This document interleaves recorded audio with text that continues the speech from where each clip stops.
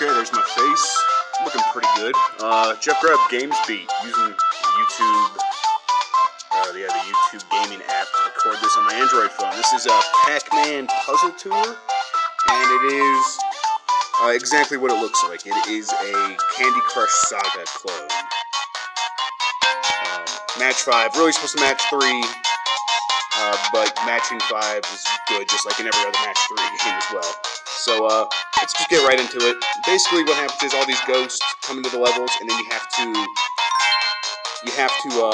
basically match 3 on top of the ghosts and makes them disappear, I guess. And then once you do that, you clear the level.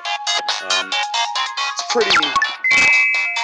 Yeah, match 5. There we go. If I do that, yeah, there we go. So, but you're gonna see that, like Candy Crush Saga, this game is very much just about sort of just making you feel good about every little move you do. For example, like you just pull this down, and you're getting all these points, and all this animation is happening, and Pac-Man's losing his mind up on the top of the screen. What that kind of does is just sort of, it's all this feedback. It's like what Candy Crush Saga sort of perfected, and you see it in slot machines, you see it on Hearthstone. Just, this game wants you to have endorphins for every little move. And it's, that's fine. There's nothing wrong with that. It's just a bummer that this is so familiar. And I guess that kind of does betray my feelings on the matter. This is a bummer. Candy Crush Saga has been out since 2012. It's 2016 now. That's a long time. That's a very, very long time to be like, oh, let's jump on that bandwagon. This isn't new for Namco, or Bandai Namco. I always get the name mixed up. Bandai Namco. This isn't new for them. Like I'm running out of moves. So you can see I have 7 moves left. So it's not a timing thing, at least not in the early part of the game. But as I was saying, this is not a new thing for Bandai Namco. Other than their Pac-Man 256 game, which they worked with an indie developer on, and they're doing more of that kind of stuff. But other than that, so far, most of their kind of Pac-Man games have been, the idea is to take stuff that's popular elsewhere. I should turn down the volume of the game because it's too loud. The idea is to take stuff that's popular elsewhere, like Cut the Rope, or what else is there? There's for Tap My Katamari, it's those cookie clicker games, or for there's also another Pac-Man game that's an endless runner, which is, it's kind of, again, that's a bummer, right? Because there's a million of those, and that's what we're doing with Pac-Man.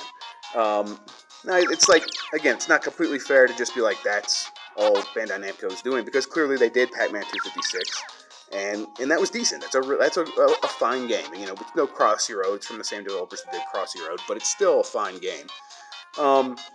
But this is just, I feel like at this point, this kind of thing, trying to jump on the bandwagon here, is sort of unacceptable. It's just a bummer. I keep saying that just because it's like, I love Pac-Man games. Pac-Man Championship Edition DX is one of my favorite games of all time. I like Pac-Man 256. I like the original Pac-Man. There's been some great Pac-Man games. This is not one of them. I only got 1 star. And I don't know why I only got 1 star. I think maybe, I honestly don't know how the scoring works here in terms of stars. Whether or not if I would have got a high score. Because I feel like there's other times where I don't solve the level in the number of moves I have, and then it gives me the, hey, use these coins that we gave you for free to keep going, which clearly I'm going to have to pay for those coins later. But, so yeah, I do that, and then I'll get like 2 or 3 stars. And this time I did it in less the amount of turns that it gave me, and I only have 1 star, so I don't know. But then we'll go to this world map. You'll see after this loads. And again, this is just like every other free-to-play mobile game that was inspired by Candy Crush. These short match 3 puzzle levels. They're bite-sized chunks. You can play them really fast. You feel like you accomplished something, and then you go on to the next one. Try out some combos. Alright. Play for real. I'm already having trouble. I'm also, maybe I'm bitter because I don't like these kinds of games. I'm not super good at match 3 puzzle games. I have trouble finding my keys in real life and my wallet, so I don't want to be searching for things in a video game, because I am not great at paying attention to details. But that, that's just me, and I'm kind of not trying to take that into consideration when I say things like, it's weird that we're getting a Pac-Man Candy Crush clone in 2016. It would feel like if we got a Pac-Man MOBA, like a Dota 2 clone or League of Legends clone in like 2018. Like that's what this feels like. But you know why Namco's doing this. They don't really have a choice when it comes to like making mobile games. There's too much money there, especially in Japan. But this strategy hasn't worked for them. They have games that have like sort of taken the elements of other like popular games and like combined it with their franchises, and it hasn't worked. They only have one game in the top 200 top grossing chart on Android. I think it's similar on iOS in the United States. In Japan, they have quite a few more games in the top 200 top grossing, but none of them are their classic franchises, and even the highest one is only like number 15-ish. And well, that's high.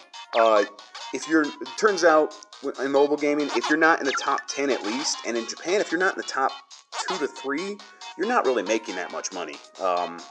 You're making money, but you're not like your Puzzle and Dragons makes $2 million a day. Monster Strike does something similar. Candy Crush, Clash of Clans, those are all up there. Those games make like $1 billion a year. That number drops off super fast. It's like a cliff as soon as you get out of the top 3, 4, 5. But I just don't think that this is the game that's going to solve that problem. I think it's supposed to be doing combos, but whatever. Yeah, well, there we go. As soon as I say that, it starts doing a combo. The face looks so weird in this thing. Because it's a circle? I don't know. I have a weird face. That's probably the biggest issue here. Alright. I think we'll finish this level up, and I'll get going, because I don't have much else to say about it. I mean, it is clearly what it is. And that's fine. I think some people will enjoy this. Some people like these kinds of games, and maybe they've used up, Clash of Clans and the million other clones, and this is like maybe have an affinity for Pac-Man. I just don't think that's a niche that's. Now, I'm not that niche. Maybe they're out there, and I just think the general Pac-Man fan's gonna be like get this and be like, this isn't the Pac-Man that I like. 1 star again. Alright, whatever. It's just trying to get me to play levels again. Okay, I think that's gonna do it. Yeah, I'll put this video in the story, which is actually already live on GamesBeat.com. So if you kind of want to read more about this game, Bandai Namco's strategy when it comes to mobile and things like that, let me know. Let me know in the comments, and also check out GamesBeat.com for that story. All right, guys, thanks for watching. I appreciate it. Let me swipe away that notification, and I'll catch you next time.